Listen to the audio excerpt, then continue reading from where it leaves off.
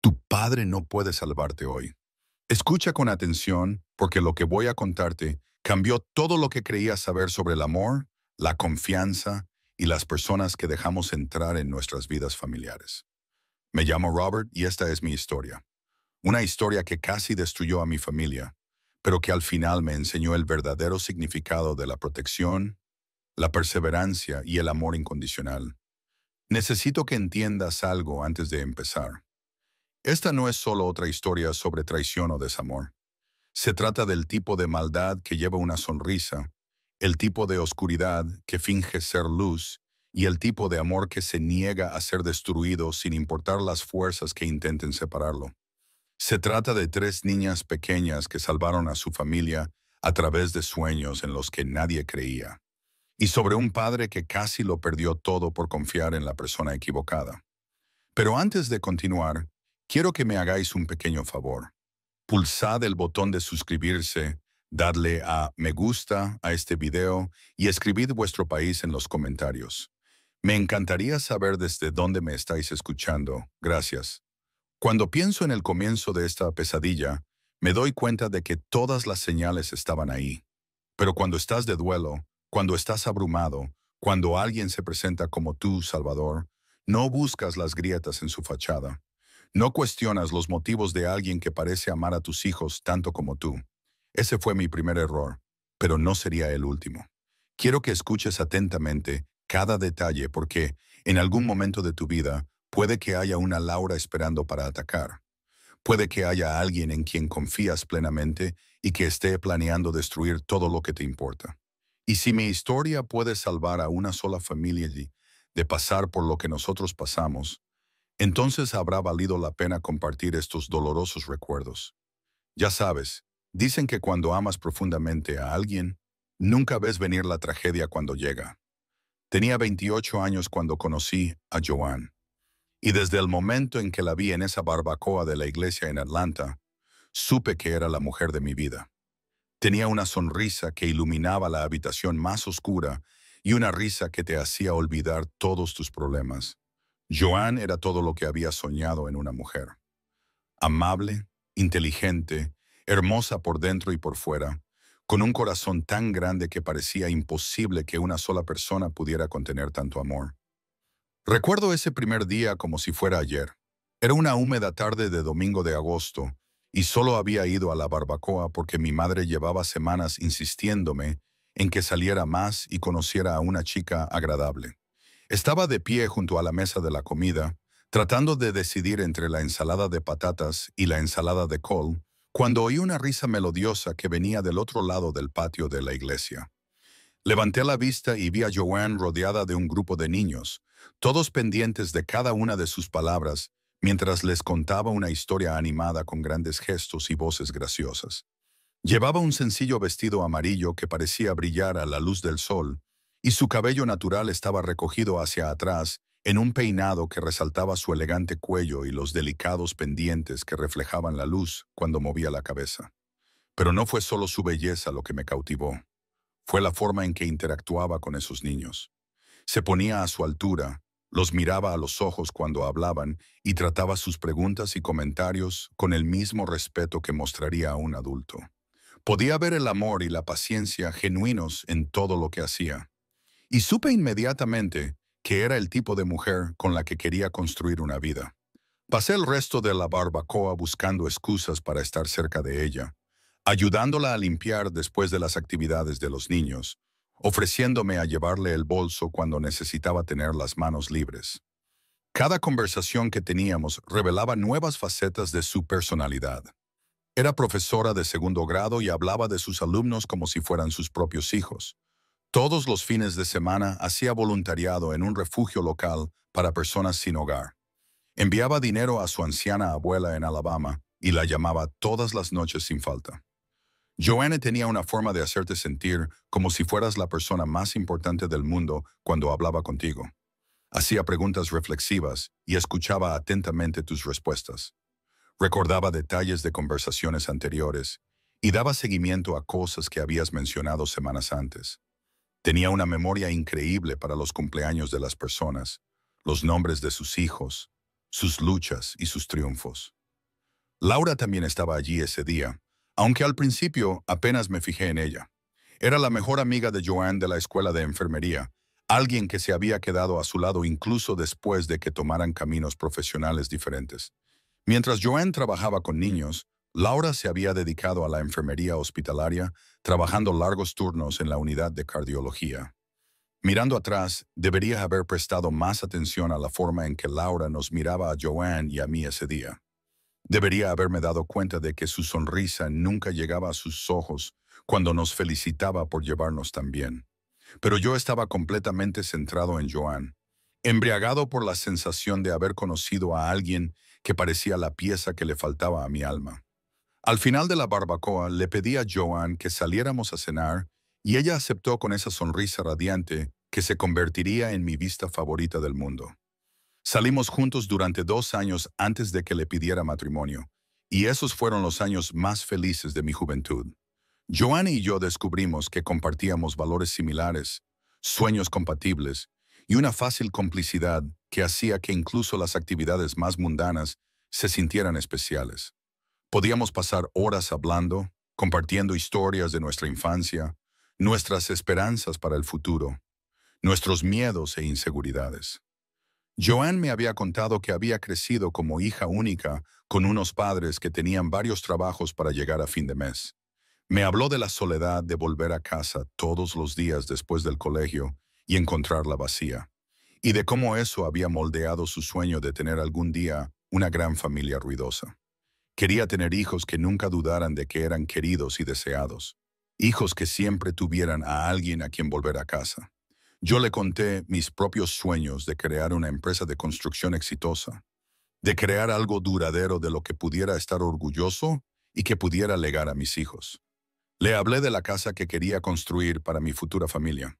Nada demasiado lujoso, pero sólido y cómodo, con un gran patio trasero para que los niños jugaran y un porche delantero donde pudiéramos sentarnos por las tardes y ver pasar la vida.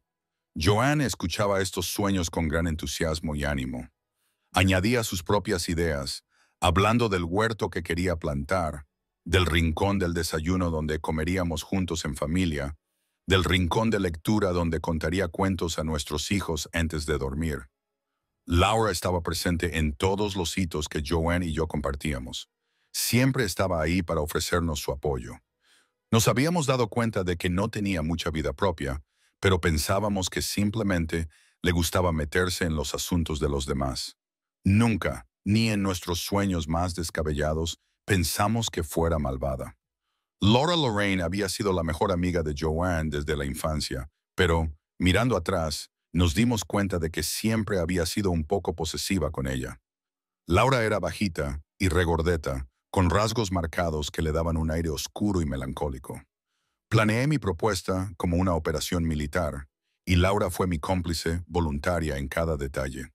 Sabía que la mejor amiga de mi prometida sería su equipo nupcial, y Laura estuvo ahí para mí en cada paso del camino, ayudándome a elegir el anillo perfecto, sugiriéndome el lugar perfecto, esa pequeña glorieta en Piedmont Park, donde a Joanne le encantaba sentarse a leer los domingos por la tarde. Laura conocía a Joanne mejor que nadie, o eso creía yo en aquel momento. Sabía cuáles eran las flores favoritas de Joanne, sus canciones favoritas, incluso las palabras exactas que la harían llorar de felicidad. Durante semanas, Laura y yo nos reunimos en secreto para planear cada detalle de la propuesta. Fuimos juntas a comprar el anillo a 3 joyerías diferentes antes de encontrar el diamante perfecto. Un clásico solitario que complementaría el estilo elegante pero discreto de Joanne. Laura sabía exactamente lo que Joanne querría, hasta el corte específico y el peso en quilates que harían que sus ojos se iluminaran sin ser tan ostentoso que Joanne se sintiera incómoda al llevarlo todos los días. Laura incluso me ayudó a planear lo que diría, enseñándome diferentes versiones de mi discurso de propuesta hasta que encontramos las palabras que parecían auténticas y románticas sin ser demasiado sentimentales. Sabía cuáles eran los versículos bíblicos favoritos de Joanne, sus citas favoritas sobre el amor y el matrimonio, las cosas específicas que más le llegarían al corazón. El día de la propuesta, Laura estaba casi tan nerviosa como yo. Llegó al parque una hora antes para asegurarse de que todo estuviera perfecto. Las flores que había escondido detrás de la glorieta, el fotógrafo que había contratado para capturar el momento, el plan B en caso de lluvia. Laura pensó en detalles que ni siquiera se me habían ocurrido, como llevar pañuelos para las lágrimas de felicidad de Joan y una botella de agua para mí, por si se me secaba la boca y no podía hablar.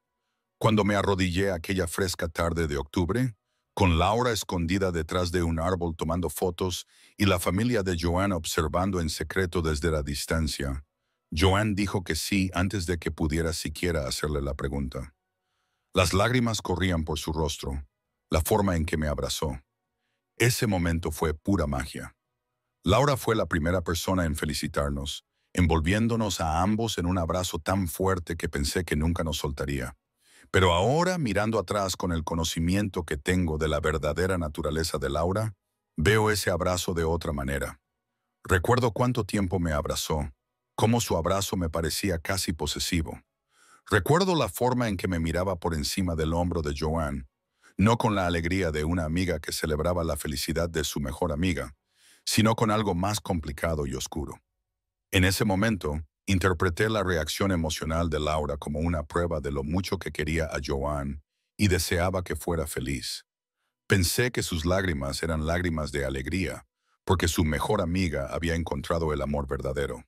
No las reconocí como lágrimas de celos, rabia y el comienzo de un plan que, en última instancia, le costaría la vida a Joan. Nuestra boda fue todo lo que Joan había soñado. Una hermosa ceremonia en la histórica iglesia bautista Ebenezer, seguida de una recepción que se prolongó hasta la madrugada. Joan fue la dama de honor, por supuesto, y pronunció un discurso que hizo llorar a todos. Habló de cómo Joan se merecía toda la felicidad del mundo, de cómo nunca había visto a dos personas más perfectas la una para la otra y de cómo siempre estaría ahí para nosotros, sin importar lo que nos deparara la vida. La planificación de la boda había sido otra oportunidad para Laura de introducirse profundamente en nuestras vidas. Participó en todas las decisiones, desde la elección de la combinación de colores hasta la degustación de las opciones del menú y la selección de la música para nuestro primer baile. Joan confiaba en la opinión de Laura para todo, y Benedict a menudo se remitía a su criterio cuando no podía decidirse entre varias opciones. Laura parecía disfrutar de su papel como la amiga indispensable que lo hacía todo perfecto. Coordinaba con los proveedores, gestionaba las confirmaciones de asistencia y se ocupaba de todos los detalles estresantes que podrían haber abrumado a Joan durante lo que debería haber sido un momento feliz. Incluso organizó la despedida de soltera de Joan, planeando una escapada de fin de semana que encajaba perfectamente con el estilo de Joan. Elegante, divertida, pero no demasiado alocada. En aquel momento, agradecí la participación de Laura. La planificación de una boda puede ser abrumadora, y contar con alguien tan organizada y dedicada como Laura para ayudarnos a tomar todas las decisiones hizo que todo fuera más fácil. La veía como la dama de honor perfecta, alguien que realmente entendía lo que Joan quería y estaba dispuesta a hacer todo lo posible para que nuestro día especial fuera perfecto. Si hubiera sabido entonces lo que esas palabras iban a significar, quizá habría prestado más atención a la mirada en sus ojos cuando las dijo. Quizá me habría fijado en cómo se colocaba en todas las fotos de la boda, siempre entre Joan y yo cuando era posible, con la mano a menudo tocando a una de nosotras. Quizá me habría preguntado por qué alguien se involucraba tanto en la boda de otra persona que parecía más involucrada que la propia novia. Los primeros 3 años de nuestro matrimonio fueron los más felices de mi vida. Joan y yo construimos juntos algo hermoso. Compramos nuestra primera casa, una modesta vivienda de 3 dormitorios en un barrio tranquilo de Dakar. Joan decoró cada habitación con mucho cuidado y amor, siempre hablando de los hijos que tendríamos algún día y de cómo llenarían esas habitaciones vacías de risas y alegría. Nuestra casa se convirtió en un lugar de reunión para amigos y familiares. A Joan le encantaba organizar cenas, celebraciones navideñas y reuniones informales en las que la gente se sentía cómoda y bienvenida. Tenía el don de hacer que cualquiera se sintiera como en casa, tanto si la conocían por primera vez como si la conocían desde hacía años. Laura era una presencia habitual en estas reuniones. A menudo llegaba temprano para ayudar con los preparativos y se quedaba hasta tarde para ayudar con la limpieza. Parecía disfrutar genuinamente, contribuyendo a nuestra hospitalidad, trayendo platos que complementaban el menú de Joan o flores de su propio jardín para usar como centros de mesa. Joan solía comentar lo afortunados que éramos por tener una amiga tan dedicada. Laura es como la hermana que nunca tuve, solía decir. No puedo imaginarme pasar por la vida sin su apoyo y su amistad. Durante ese tiempo, Laura estaba desarrollando su carrera como enfermera cardíaca en el Hospital Universitario Emory. Trabajaba en turnos largos y exigentes, pero siempre parecía tener energía de sobra para pasar tiempo con nosotros. Se pasaba por nuestra casa después del trabajo para compartir historias del hospital, a menudo trayendo revistas médicas o artículos que pensaba que podrían interesar a Joanne, a quien le fascinaba el trabajo de Laura en el ámbito sanitario. Laura tenía una forma de hacer que su trabajo pareciera noble y emocionante. Contaba historias sobre cómo salvaba vidas, consolaba a las familias durante las crisis médicas y trabajaba junto a médicos brillantes para realizar tratamientos milagrosos. Joanne estaba increíblemente orgullosa de la carrera de su amiga y a menudo alardeaba de la experiencia de Laura entre otras personas. Laura es una de las mejores enfermeras cardíacas de la ciudad. Ha salvado muchas vidas. Me siento más segura sabiendo que tengo una amiga con sus conocimientos y experiencia médica. Cuando Joanne se quedó embarazada, nos pusimos muy contentos.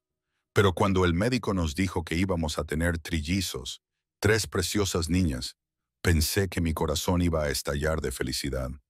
Joanne estuvo radiante durante todo el embarazo, incluso cuando se volvió difícil en los últimos meses. Laura estaba siempre ahí, trayendo fruta y verdura fresca, cocinando cuando Joanne estaba demasiado cansada, a veces incluso pasando la noche cuando Joanne se sentía ansiosa o incómoda. El embarazo fue difícil desde el principio. Llevar trillizos supuso un enorme esfuerzo para el cuerpo de Joanne, que experimentó síntomas más graves que la mayoría de las mujeres embarazadas. Tuvo náuseas matutinas que se prolongaron hasta bien entrado el segundo trimestre, dolor de espalda que le dificultaba dormir e hinchazón en los pies y las manos que preocupaba a su médico. Laura sabía muchísimo sobre complicaciones en el embarazo, probablemente por su trabajo en el hospital, donde sin duda había visto muchos embarazos de alto riesgo. Investigaba los síntomas de Joanne, le traía artículos sobre nutrición durante embarazos múltiples e incluso se coordinaba con el obstetra de Joanne para asegurarse de que recibiera la mejor atención posible. Agradecí la experiencia y el apoyo de Laura durante ese tiempo. Como hombre, me sentía impotente al ver a Joanne luchar con las exigencias físicas del embarazo. Laura podía ofrecer el tipo de apoyo práctico y emocional que yo simplemente no tenía los conocimientos ni la experiencia para proporcionar. Laura empezó a traer a Joanne tés especiales que, según ella, eran buenos para las mujeres embarazadas, suplementos a base de hierbas que podían ayudar con las náuseas y la fatiga, y frutas frescas que, según ella, estaban repletas de las vitaminas y minerales que necesitaban los bebés en desarrollo. Joanne confiaba plenamente en los conocimientos médicos de Laura y nunca cuestionó ninguno de los remedios o sugerencias que le ofrecía. El día en que nacieron mis hijas fue el más increíble y aterrador de mi vida.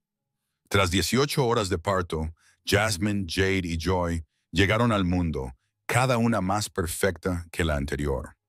Joanne estaba agotada, pero radiante, sosteniendo a nuestras bebés con ternura y asombro. Pero los médicos estaban preocupados. El embarazo y el parto habían supuesto un enorme esfuerzo para el corazón de Joanne, y querían vigilarla de cerca. Nunca olvidaré la primera vez que sostuve a mis 3 hijas a la vez. Eran tan pequeñas, tan perfectas, cada una con su propia personalidad, incluso en esos primeros momentos de vida. Jasmine era la más inquieta. Lloraba fuerte para asegurarse de que todos supieran que había llegado. Jade era la más despierta, con los ojos bien abiertos y pareciendo absorber todo lo que la rodeaba. Joy era la más tranquila, contenta con simplemente ser abrazada y amada. Joanne y yo pasamos horas simplemente mirándolas, maravillados por el milagro de su existencia. Habíamos creado 3 pequeños seres humanos perfectos, 3 almas que llevarían nuestro amor al mundo. Joanne les susurraba en los momentos de tranquilidad, diciéndoles lo mucho que las queríamos, cuánto tiempo las habíamos soñado, que eran el mejor regalo que podíamos recibir. La estancia en el hospital fue más larga de lo esperado debido al estado de Joanne. Pero esos primeros días fueron mágicos a pesar de las preocupaciones médicas. Estábamos envueltos en nuestra pequeña habitación con nuestras bebés, aprendiendo sus ritmos, calculando los horarios de alimentación, turnándonos para sostenerlas, para que cada una recibiera la misma atención. Laura nos visitaba todos los días, trayendo flores para Joanne y pequeños regalos para las bebés. Parecía genuinamente encantada con su llegada, mimando a cada una de las niñas y hablando ya de ser su tía favorita, Laura. Trajo fotografías de calidad profesional de las bebés que de alguna manera había logrado tomar durante su primer día, capturando momentos preciosos que Joanne y yo habíamos estado demasiado abrumados para documentar nosotros mismos. Durante las primeras 3 semanas después de llevar a las bebés a casa, todo parecía ir bien. Nos estábamos adaptando a la vida con 3 recién nacidas, lo cual era abrumador, pero mágico. Joanne era una madre increíble, que de alguna manera se las arreglaba para saber qué bebé necesitaba qué y cuándo. Tenía una comprensión intuitiva de la personalidad y las necesidades de cada niña que me sorprendía cada día. Laura siguió ayudando, cuidando a las bebés mientras yo estaba en el trabajo o haciendo turnos nocturnos cuando Joanne estaba particularmente cansada. Se había tomado vacaciones de su trabajo en el hospital para ayudarnos en la transición, y yo le estaba increíblemente agradecido por su sacrificio. Cuidar de trillizos era como dirigir una pequeña operación militar, y contar con un par de manos experimentadas más marcaba la diferencia. Pero entonces Joanne empezó a debilitarse. Al principio, lo atribuimos al cansancio normal del posparto, sobre todo con 3 bebés que cuidar. Pero el cansancio de Joanne parecía diferente al cansancio normal. Se quedaba sin aliento al hacer cosas sencillas como subir las escaleras o coger a los bebés. El médico dijo que era normal que las madres primerizas se sintieran cansadas, especialmente con trillizos. Pero algo no estaba bien. Joanne empezó a tener episodios en los que le latía el corazón sin motivo aparente o se sentía mareada y necesitaba sentarse de repente. A veces se despertaba en mitad de la noche jadeando, sintiendo que no podía respirar. Estos episodios nos asustaban a los dos, pero los médicos los descartaron inicialmente como ansiedad relacionada con la nueva maternidad y el estrés de cuidar a varios bebés. Laura, con su formación médica, fue de gran ayuda durante este tiempo. Tomaba las constantes vitales de Joanne cuando tenía episodios y lo documentaba todo cuidadosamente para informar a los médicos. Investigó las complicaciones de salud posparto y le trajo a Joanne artículos sobre la recuperación después de partos múltiples. Parecía saber exactamente qué preguntas hacer a los médicos y qué síntomas observar. Fue entonces cuando le diagnosticaron miocardiopatía posparto, una rara afección cardíaca que puede desarrollarse después del embarazo. Pero su caso era diferente porque se produjo años después del embarazo. El médico explicó que el músculo cardíaco de Joanne se había debilitado y ya no bombeaba sangre de forma eficaz. Le recetaron medicamentos y le dijeron que, con el tratamiento, muchas mujeres se recuperaban por completo. Pero la condición de Joanne parecía empeorar en lugar de mejorar. El diagnóstico fue devastador. Joanne solo tenía 26 años y 3 hermosos bebés que necesitaban a su madre. La idea de que su corazón estuviera fallando parecía imposible de aceptar. Los médicos trataron de tranquilizarnos diciéndonos que esta afección era tratable, que muchas mujeres se recuperaban por completo. Pero el caso de Joanne parecía ser más grave que la mayoría. Laura se involucró aún más en nuestro cuidado durante este tiempo. Venía todas las mañanas para ayudar con los bebés mientras yo estaba en el trabajo, le llevaba a Joanne sus medicamentos y se aseguraba de que comiera y descansara. Por las tardes, A menudo se quedaba a cenar, insistiendo en cocinar mientras yo cuidaba de los bebés y Joanne descansaba. Estaba tan centrado en cuidar de mi esposa y mis hijas que no se me ocurrió preguntarme por qué alguien dedicaría tanto tiempo de su vida a ayudarnos. Simplemente me sentía agradecido. Los medicamentos que tomaba Joanne la hacían sentir muy mal la mayor parte del tiempo. Tenía náuseas, mareos y un cansancio que parecía más allá de lo normal, incluso para alguien con una afección cardíaca. Cuando mencionaba estos efectos secundarios a sus médicos, estos ajustaban las dosis o probaban diferentes combinaciones, pero nada parecía ayudar mucho. Laura sabía muchísimo sobre los medicamentos de Joanne. Investigaba cada fármaco, comprendía los posibles efectos secundarios e incluso se coordinaba con la farmacia para asegurarse de que las recetas de Joanne se dispensaran correctamente. Organizaba el horario de las pastillas de Joanne y preparaba organizadores diarios de medicamentos para asegurarse de que Joanne nunca se saltara una dosis. Es muy importante que los tomes exactamente como te los han recetado, le decía Laura a Joanne. Los medicamentos para el corazón deben tomarse de forma constante para que sean eficaces. Incluso saltarse una dosis podría retrasar su recuperación. Con el paso de los meses, el estado de Joanne siguió deteriorándose. Entraba y salía del hospital, y cada vez que volvía a casa, parecía un poco más débil. Los médicos probaron diferentes medicamentos y tratamientos, pero nada parecía ayudar. Joanne tenía días buenos y días malos, pero los días buenos eran cada vez menos frecuentes. Durante las estancias de Joanne en el hospital, Laura se mudaba prácticamente a nuestra casa para ayudarme a cuidar de las niñas. Llegaba temprano por la mañana, antes de que yo me fuera a trabajar, y se quedaba hasta tarde por la noche, después de que yo volviera a casa.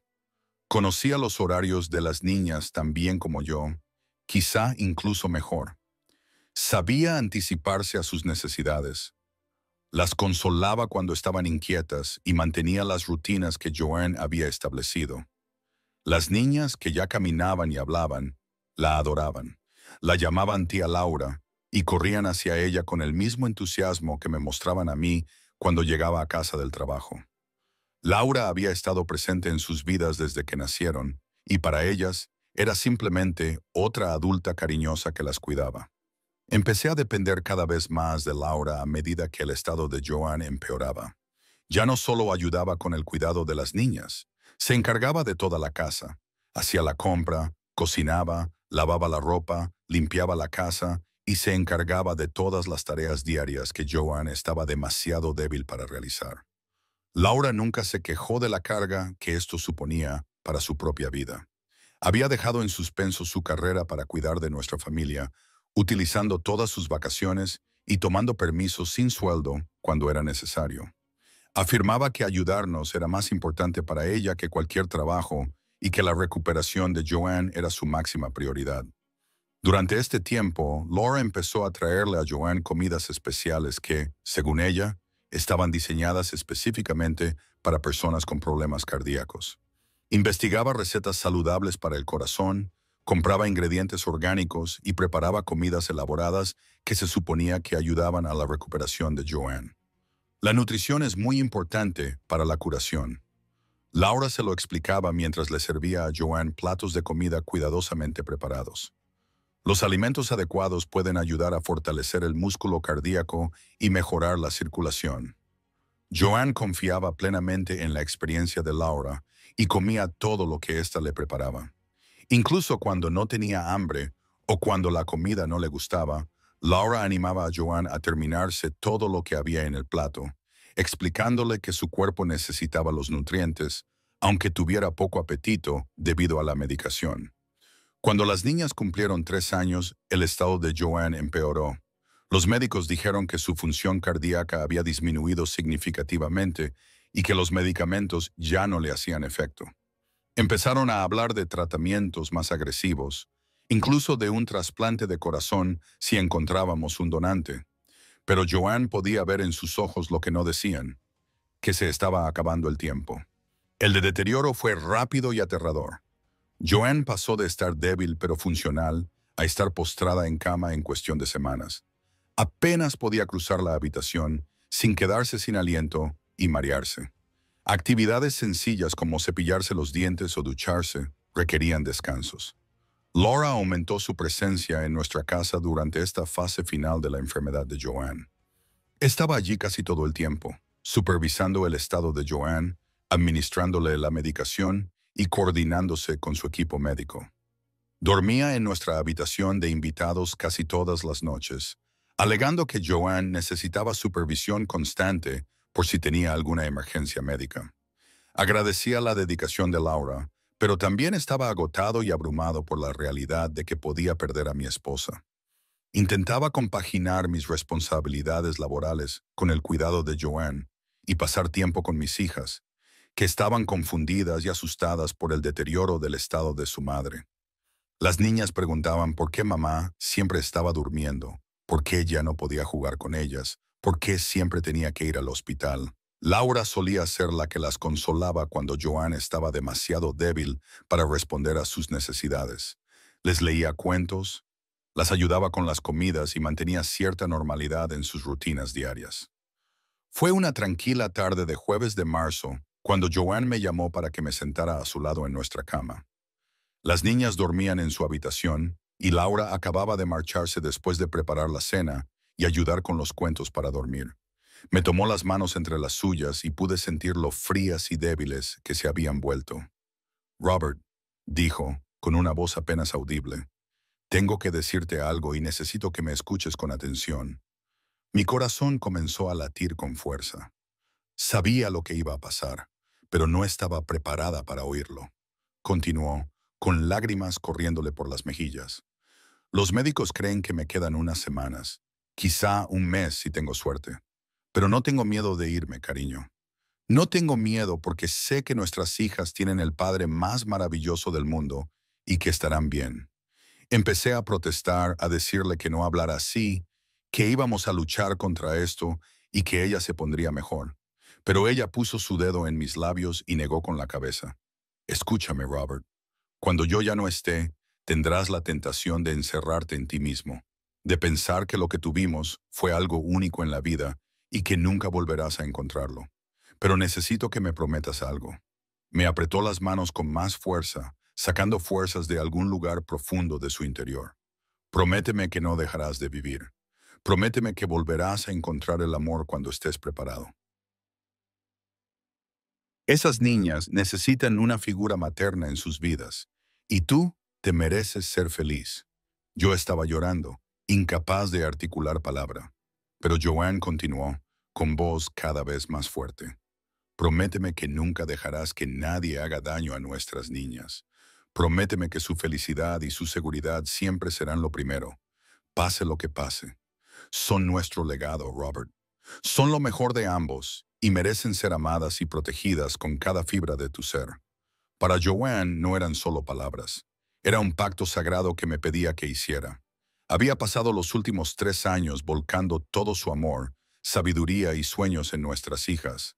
Las había amado desde antes de que nacieran, había sacrificado su propia salud y energía para darles la vida, y ahora me confiaba su futuro. Le prometí todo lo que me pidió. Prometí seguir viviendo, volver a encontrar el amor cuando estuviera listo y no permitir que nadie hiciera daño a nuestras preciosas niñas. Esa noche la abracé con fuerza, escuchando los latidos de su corazón, rezando a Dios para que me concediera más tiempo, un milagro, cualquier cosa que me permitiera conservar al amor de mi vida. Joanne falleció tranquilamente en mis brazos 3 semanas después, en una soleada mañana de abril, mientras las niñas estaban en la guardería. Laura había venido a acompañarnos y me cogió de la mano mientras Joanne exhalaba su último aliento.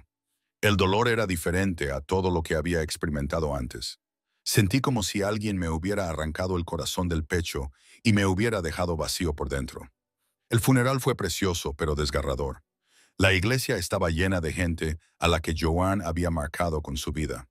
Sus alumnos y sus familias, compañeros de la escuela donde enseñaba, vecinos que habían sido bendecidos por su amabilidad y amigos que habían experimentado su generoso corazón. Laura dio otro discurso, esta vez sobre el legado de Joanne y cómo su amor seguiría vivo a través de nuestras hijas. Prometió ayudarme a cuidar de las niñas, estar ahí siempre que la necesitáramos y asegurarse de que el recuerdo de Joanne fuera honrado en la forma en que las criáramos. Recuerdo estar de pie junto a la tumba de Joanne, sosteniendo las manos de mi hija de 3 años, tratando de explicar algo que yo misma no entendía. ¿Cómo le dices a una niña de esa edad que su mamá no va a volver a casa?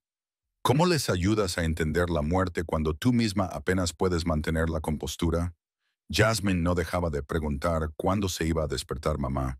Jade quería saber si mamá tenía frío bajo tierra.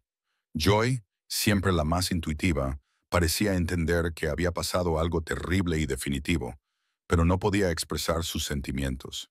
Solo se aferraba a mi pierna y lloraba cada vez que alguien intentaba hablarle de Joanne. Los días inmediatamente posteriores al funeral fueron una mezcla confusa de cazuelas de los vecinos, tarjetas de condolencia que no podía soportar leer y la abrumadora realidad de ser madre soltera de 3 niñas pequeñas en duelo. Sentía que me ahogaba en responsabilidades y emociones que no estaba preparada para manejar. Laura fue increíble durante ese tiempo. Había tomado una licencia prolongada por duelo en su trabajo para ayudarnos en la transición. Llegaba temprano por la mañana para ayudar a preparar a las niñas para la guardería y estaba allí cuando las recogía por la tarde.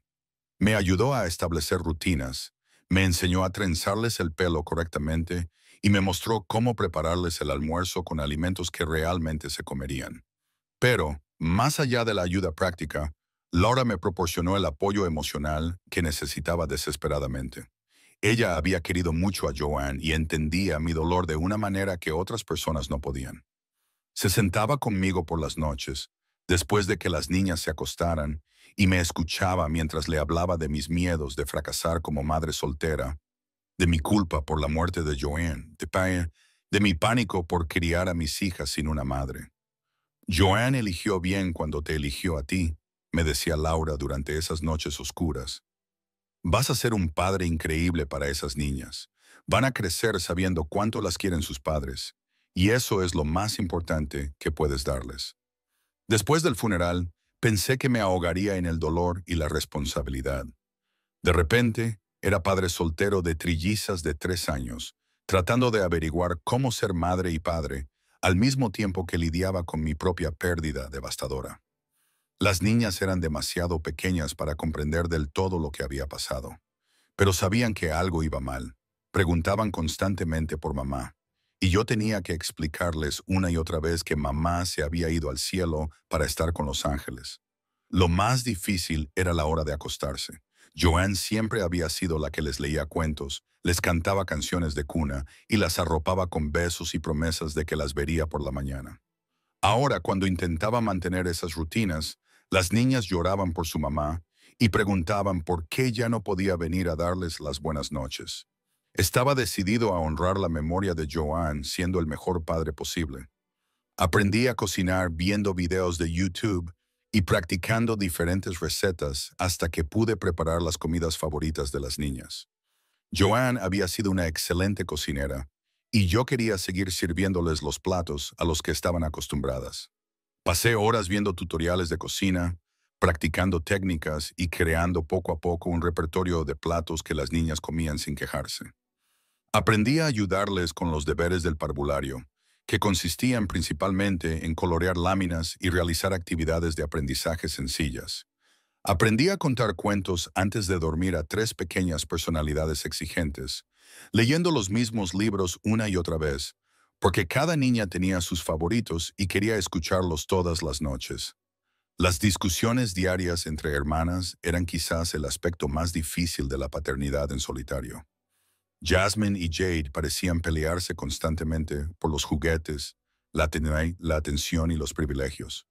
Joy solía ser la pacificadora, tratando de resolver los conflictos entre sus hermanas, pero a veces las 3 se derrumbaban al mismo tiempo, dejándome abrumada e incompetente.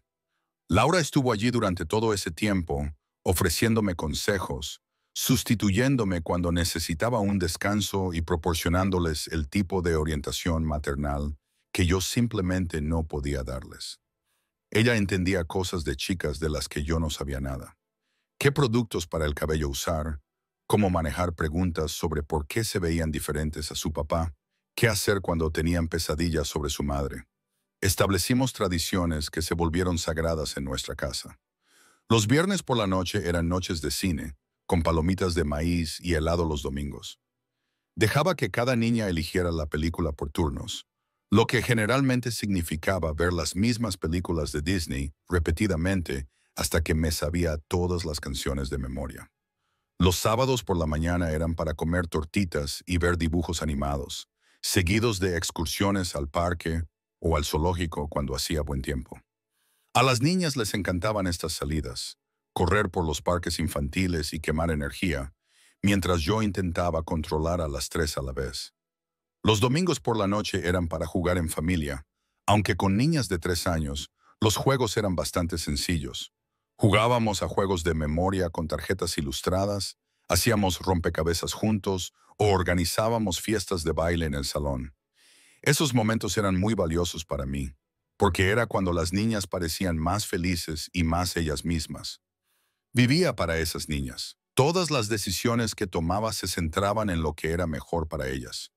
Cuando mi negocio de construcción empezó a crecer y tuve oportunidades de expandirme, las rechacé porque habrían requerido viajar demasiado. Cuando mis amigos intentaban concertarme citas, las rechazaba educadamente. No estaba preparada y, lo que es más importante, mis hijas necesitaban toda mi atención y energía. Mi negocio iba bien antes de la muerte de Joanne y estaba agradecida de tener la estabilidad financiera necesaria para centrarme en mis hijas sin preocuparme por el dinero. Me había labrado una sólida reputación en el sector de la construcción y contaba con empleados de confianza que podían encargarse de la mayoría de los proyectos sin necesidad de una supervisión constante por mi parte. Pero tomé la decisión consciente de reducir mis actividades empresariales para centrarme en la crianza de mis hijas. Rechacé grandes contratos que me habrían obligado a viajar o a trabajar muchas horas. Contraté personal adicional para que se encargara de las operaciones diarias, de modo que yo pudiera estar presente en los eventos escolares, las citas con el médico y todas las demás actividades que los padres solteros tienen que compaginar. Laura estuvo ahí durante todo ese tiempo. Al principio, le estaba agradecido, pero también me sentía un poco incómodo por lo mucho que me ayudaba. No quería depender de otra persona y me preocupaba que no fuera justo para ella dedicar tanto tiempo a cuidar de mi familia en lugar de vivir su propia vida. Durante esos primeros meses, le decía a Laura con frecuencia, no tienes por qué hacer esto. Las niñas y yo nos las arreglamos. Deberías salir con gente, construir tu propia vida, no quedarte aquí jugando a las casitas con nosotros. Pero Laura siempre insistía en que ese era exactamente el lugar donde quería estar. Robert, Joanne era mi mejor amiga. Cuidar de ti y de las niñas es el último regalo que puedo hacerle. Además, añadía con una sonrisa, estas niñas son como mis propias hijas. Las quiero demasiado como para marcharme ahora. Y era cierto, las niñas adoraban a Laura. Había estado presente en sus vidas desde que nacieron. Y después de la muerte de Joanne, se volvió aún más importante para ellas. Corrían hacia ella con las rodillas raspadas y los sentimientos heridos. La incluían en sus juegos y le rogaban que les leyera cuentos antes de dormir. Laura parecía disfrutar genuinamente pasando tiempo con las niñas. Se sentaba en el suelo y jugaba con sus muñecas. Les ayudaba a construir elaboradas estructuras con bloques de construcción y participaba en el tipo de juegos imaginativos que a Joanne le salían de forma natural, pero con los que yo a veces tenía dificultades. También tenía una forma de manejar su comportamiento que era a la vez firme y cariñosa. Cuando se portaban mal o tenían rabietas, Laura manejaba la situación con calma y eficacia, redirigiendo su energía hacia actividades más positivas. Parecía entender la psicología infantil de una manera que le ayudaba a conectar con la personalidad individual de cada niña. A medida que los meses se convertían en el primer año tras la muerte de Joanne, el comportamiento de Laura comenzó a cambiar de una manera que era más difícil de ignorar. Empezó a quedarse a dormir con más frecuencia, alegando que era más fácil, ya que de todos modos tenía que levantarse muy temprano por la mañana. Llevaba meses quedándose en nuestra habitación de invitados de vez en cuando, Normalmente, cuando una de las niñas estaba enferma o cuando yo tenía compromisos laborales temprano por la mañana. Pero la frecuencia de estas pernoctaciones aumentó gradualmente. Lo que antes era 1 o 2 veces al mes pasó a ser 1 o 2 veces a la semana. Y al final parecía que Laura vivía más con nosotros que en su propio apartamento. Intenté mantener unos límites adecuados. Insistía en limpiar después de las comidas, en acostar yo misma a las niñas, en encargarme de las rutinas antes de acostarse, que me parecían demasiado íntimas para alguien que no era su madre. Pero Laura tenía una forma de hacerme sentir culpable por excluirla de esos momentos. Robert, decía, con evidente dolor en su voz, yo he estado aquí para todo lo demás. Estas niñas también son mis hijas. ¿De verdad vas a excluirme de los cuentos antes de dormir? Y, en cierto modo, tenía razón. Había estado ahí para todo. Se había ganado su lugar en nuestras vidas tras 2 años de servicio constante y desinteresado. Las niñas esperaban que formara parte de su rutina antes de acostarse. Cuando intentaba excluirla, preguntaban dónde estaba la tía Laura y por qué ya no podía venir a darles las buenas noches. Las niñas habían llegado a depender de la presencia de Laura de tal manera que me resultaba difícil establecer límites sin molestarlas. Esperaban que ella estuviera presente en sus momentos importantes, que las ayudara con sus problemas y que participara en sus actividades diarias. Fue por esa época que Laura comenzó a vestirse de manera diferente cuando estaba en nuestra casa. Atrás quedaron los jeans y las camisetas casuales que solía usar. En su lugar, aparecía con vestidos que se ajustaban a sus curvas, con el pelo peinado y el maquillaje perfectamente aplicado. Cuando yo llegaba a casa del trabajo, me recibía en la puerta como una esposa que da la bienvenida a su marido, cogía mi maletín y me preguntaba por mi día mientras las niñas jugaban cerca. Estos cambios en la apariencia y el comportamiento de Laura me incomodaban, pero no sabía cómo abordarlos sin parecer desagradecido por todo lo que había hecho por nosotros. Laura me había salvado la vida, literalmente, en aquellos primeros meses tras la muerte de Joan. Me había ayudado a convertirme en el padre que mis hijas necesitaban. ¿Cómo iba a decirle de repente a Laura que su comportamiento era inapropiado? También me cuestioné mis propias percepciones. ¿Estaba interpretando demasiado unos gestos inocentes de amistad y cariño? ¿Estaba siendo paranoico o desagradecido? Laura había dedicado años de su vida a ayudar a nuestra familia a recuperarse de la tragedia. Quizás solo estaba intentando que nuestro hogar fuera más cálido y acogedor. La situación llegó a un punto crítico, un día en que volví a casa temprano del trabajo debido a la cancelación de una reunión. Las niñas aún estaban en el colegio y al entrar en mi casa, me encontré a Laura en la cocina con un vestido demasiado revelador para una tarde de cuidado infantil. Había preparado un almuerzo para dos con nuestra vajilla buena y servilletas de tela, y había puesto música suave de fondo. Robert, dijo, claramente nerviosa por mi llegada inesperada. Has llegado temprano. Estaba pensando que quizá podríamos disfrutar de una agradable comida juntos antes de que las niñas lleguen a casa. Me quedé allí de pie, mirando la elaborada puesta en escena y el rostro expectante de Laura, y finalmente comprendí lo que estaba pasando.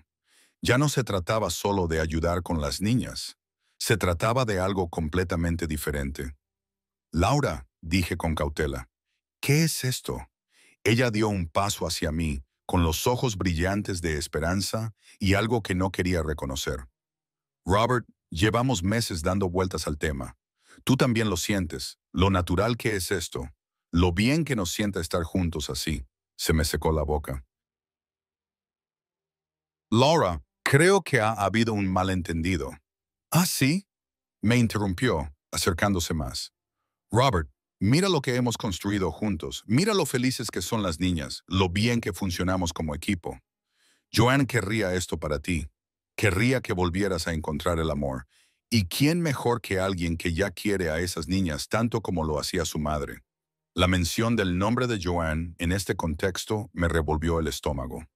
Laura, te agradezco todo lo que has hecho por nosotros. Pero, ¿pero qué? Dijo ella, y por primera vez escuché un tono en su voz que nunca antes había notado. Pero tú prefieres quedarte solo para siempre, viviendo como un monje, negándote la felicidad.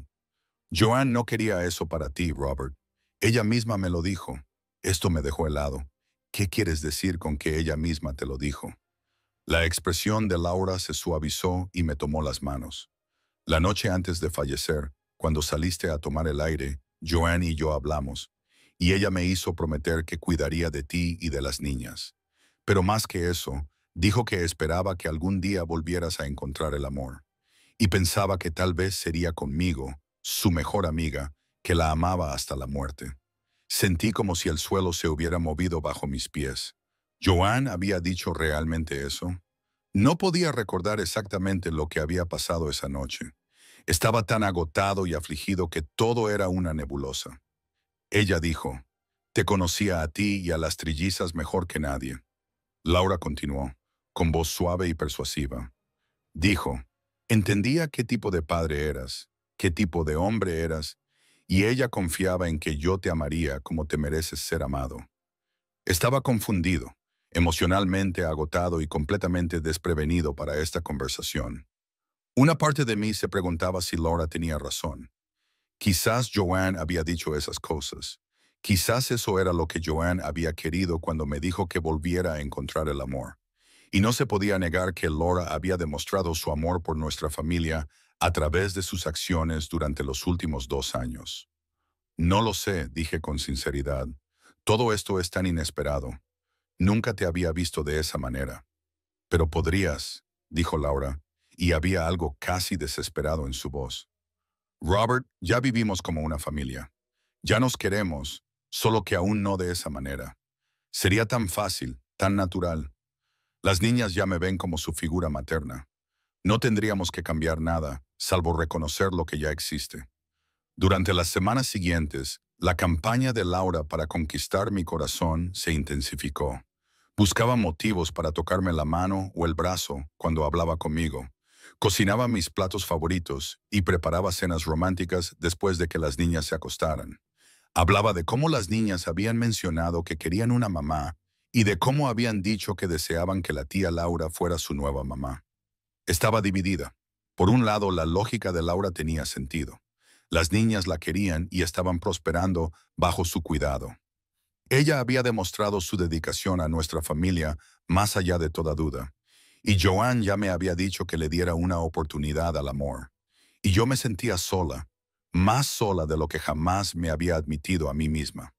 La idea de volver a tener una pareja, alguien con quien compartir la carga de la crianza de las niñas y las decisiones de la vida, era increíblemente atractiva. Además, el hecho de que Joanne le hubiera dicho todo eso a Laura, pero algo me parecía mal en toda la situación. Tal vez era la culpa por el recuerdo de Joanne, o tal vez era solo que no había procesado mi dolor lo suficiente como para estar lista para una nueva relación. No dejaba de pensar en las palabras de Joanne sobre no dejar que nadie hiciera daño a nuestras niñas.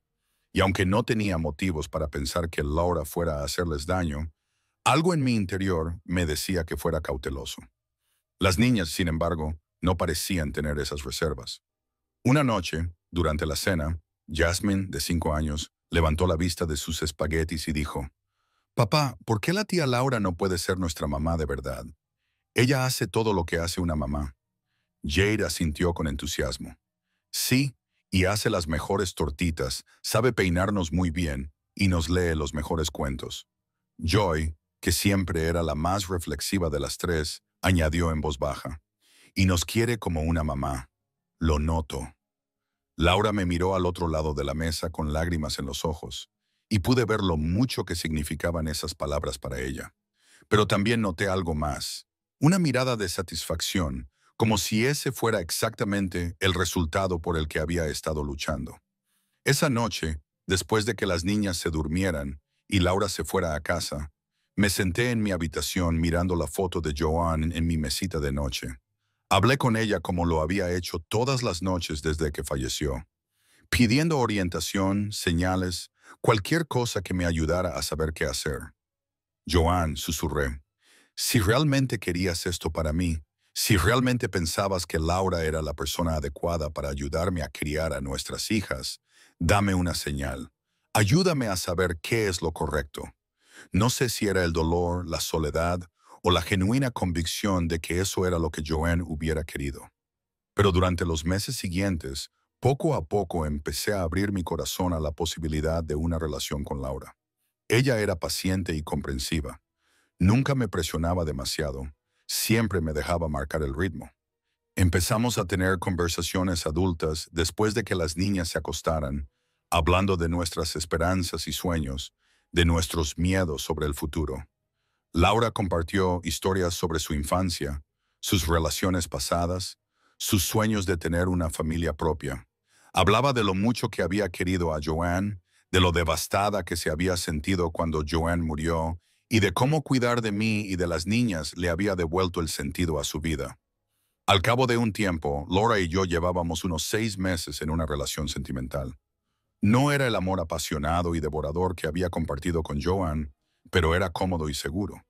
Laura entendía mi vida como ningún extraño podría hacerlo y quería a mis hijas de forma sincera y profunda. Cuando le pedí matrimonio a Laura en el segundo aniversario de la muerte de Joanne, me pareció la evolución natural de lo que habíamos construido juntos. Las niñas estaban encantadas. Empezaron inmediatamente a planear sus papeles en nuestra boda y hablaban emocionadas de tener por fin una mamá otra vez. Nuestra boda fue mucho más pequeña y discreta que la de Joanne y la mía. La celebramos en nuestro jardín con la asistencia de familiares y amigos cercanos. Las niñas fueron las damas de honor, con vestidos rosas a juego que Laura había elegido cuidadosamente. Entre su inocente alegría y emoción, sentí que quizá estaba haciendo lo correcto. Quizá esto era exactamente lo que Joanne había imaginado para el futuro de nuestra familia. Pero casi inmediatamente después de la boda, las cosas empezaron a cambiar de una forma que nunca hubiera podido imaginar. El señor, que había sido tan paciente y cariñoso durante nuestro noviazgo, parecía haberse transformado de la noche a la mañana en alguien a quien apenas reconocía. Empezó con pequeñas cosas. Laura regañaba a las niñas por comportamientos infantiles normales que nunca antes le habían molestado. Si derramaban zumo en la encimera o dejaban juguetes en el salón, ella reaccionaba con una irritación que parecía desproporcionada con respecto a la ofensa. Niñas, tenéis que usar el sentido común, les decía con dureza. Ahora esta es nuestra casa y todos tenemos que cuidarla mejor. Cuando le preguntaba por estas reacciones, Laura se disculpaba y decía que solo se estaba adaptando a ser madrastra en lugar de amiga de la familia. Ahora es diferente, Robert, me explicaba. Antes podía ser la tía divertida que las mimaba. Ahora tengo que ser su madre y enseñarles a ser responsables. Acepté esta explicación porque tenía sentido desde el punto de vista lógico. Pero, a medida que pasaban las semanas, el comportamiento de Laura hacia las niñas se volvió cada vez más estricto y frío. Implantó nuevas normas que parecían diseñadas más para controlar que para enseñar. Las niñas tenían que pedir permiso antes de coger aperitivos de la cocina. Tenían que mantener la puerta de su dormitorio abierta en todo momento. No se les permitía invitar a sus amigos sin la aprobación específica de Laura, que rara vez daba. Lo que más me preocupaba era que Laura parecía disuadir a las niñas de acudir a mí con sus problemas o preocupaciones. Cuando Jade se raspó la rodilla jugando en el patio trasero y vino corriendo a mí en busca de consuelo, Laura la interceptó. «Jade, tienes que venir primero a mí cuando te hagas daño», le dijo con firmeza. «Ahora soy tu madre, y las madres se ocupan de los bows». Intenté abordar este tema con Laura en privado, explicándole que no quería que las niñas sintieran que no podían acudir a mí cuando necesitaban algo. Pero Laura se puso a la defensiva y me acusó de socavar su autoridad como nueva madre. «Robert, tú me pediste que fuera su madre, y eso es lo que estoy intentando hacer. Pero no puedes esperar que asuma todas las responsabilidades de la maternidad mientras tú sigues siendo el único padre al que ellas acuden. Eso no funciona así». Una vez más, su lógica parecía sensata y empecé a dudar de mis propios instintos. Quizás estaba siendo demasiado protectora. Quizás tenía que dar un paso atrás y dejar que Laura estableciera su papel como madre. Por aquella época, mi empresa de construcción estaba experimentando un crecimiento sin precedentes. Había surgido un importante proyecto de desarrollo que requería que supervisara las operaciones en una nueva obra a unas 3 horas de distancia. Era una gran oportunidad que podía asegurar nuestro futuro financiero y proporcionar a las niñas una educación universitaria y mucho más. Laura me apoyó increíblemente en esta oportunidad, animándome a aceptar el proyecto, a pesar de que eso significaba pasar varios días a la semana fuera de casa. Robert, esta es exactamente el tipo de oportunidad que Joanne habría querido que aprovechases. Ella dijo que nunca querría que frenaras tu carrera por preocupaciones relacionadas con el cuidado de las niñas. Por eso ahora me tienes a mí, para que puedas centrarte en mantener a nuestra familia sin preocuparte por los detalles del día a día. Insistió en hacerse cargo de llevar y recoger a las niñas al colegio, supervisar los deberes y todas las demás tareas diarias de la crianza de los hijos. Creó horarios y sistemas detallados y prometió mantenerme al tanto de todo lo que sucediera mientras yo estuviera fuera. Quiero que te concentres completamente en el trabajo cuando estés allí. No te preocupes por llamar constantemente para ver cómo va todo. Yo me encargaré de todo aquí y te llamaré si hay algo importante que debas saber. Laura también hizo una petición específica que al principio parecía dulce, pero que más tarde resultaría crucial. Robert dijo, sé que esto suena tonto, pero me encanta planear regresos especiales para ti. Quiero prepararte tu comida favorita, quizá prepararte un baño caliente, asegurarme de que la casa esté perfecta para tu regreso. ¿Podrías avisarme con antelación cuando vayas a volver a casa? Quiero que todo sea especial para ti. En aquel momento, esa petición me pareció lógica. Laura siempre había sido muy detallista y me emocionaba que quisiera que mi regreso a casa fuera especial. Durante los primeros meses de este nuevo acuerdo, todo parecía ir sobre ruedas. Laura me ponía al día sobre las actividades y los deberes de las niñas. Cuando llamaba por las tardes, me enviaba fotos de ellas jugando o haciendo los deberes. Cuando volvía a casa los fines de semana, la casa siempre estaba impecable. La cena estaba preparada y las niñas parecían felices de verme. Pero había pequeñas cosas que me molestaban, aunque no sabía muy bien qué era lo que fallaba. Las niñas parecían más apagadas de lo habitual. Era menos probable que vinieran corriendo hacia mí con historias emocionantes sobre su día o que se subieran a mi regazo para que las abrazara mientras veíamos la televisión. Cuando les preguntaba por el colegio o sus amigos, me daban respuestas breves y cautelosas en lugar de su habitual charla animada. Cuando intentaba involucrarlas en nuestras antiguas tradiciones, como los panqueques del sábado por la mañana o las noches de juegos del domingo, parecían distraídas y menos entusiastas que antes. Le comenté estas preocupaciones a Laura, que tenía explicaciones razonables para todo. Robert, están creciendo, me dijo. Los niños de 6 años son, por naturaleza, menos cariñosos que cuando eran más pequeños, y se están adaptando a tener más estructura y responsabilidad ahora que estoy aquí a tiempo completo. En realidad, es una señal de madurez. Cuando sugerí que tal vez deberíamos tener una reunión familiar para discutir cómo se sentía cada uno respecto a nuestra nueva dinámica familiar, Laura lo desaconsejó. Robert, no quieres crear problemas donde no los hay. Dijo, las niñas están bien, solo están aprendiendo a ser más independientes. Si le das importancia a problemas imaginarios, crearás problemas reales. Quería creer a Laura porque la alternativa de que algo fuera mal en mi casa y yo no me diera cuenta era demasiado aterradora como para contemplarla. Eran mis hijas, mis tesoros más preciados, y le había prometido a Joanne que siempre las protegería. Si eran infelices o las maltrataban de alguna manera, debería haber sido capaz de percibirlo, ¿no? Pero la verdad era que pasaba más tiempo fuera de casa que nunca. El proyecto de trabajo era exigente y estresante, y requería toda mi atención y energía. Cuando volvía a casa los fines de semana, estaba agotada y me concentraba en aprovechar al máximo el poco tiempo que teníamos juntos. No buscaba problemas, buscaba la seguridad de que todo iba bien para poder seguir trabajando por el futuro de nuestra familia. Esto duró casi un año. El proyecto de trabajo estaba a punto de completarse y yo estaba orgulloso de lo que habíamos logrado. La seguridad financiera que proporcionaba significaba que, una vez terminado, podría reducir el ritmo y pasar más tiempo en casa. Estaba deseando volver a conectar con mis hijas y tal vez irnos de vacaciones en familia para celebrarlo. Fue durante este tiempo cuando Lara empezó a insinuar que quería tener acceso a nuestras finanzas conjuntas y también a sugerir que buscáramos una madre de alquiler, ya que ella tenía problemas de fertilidad y se podían utilizar sus óvulos.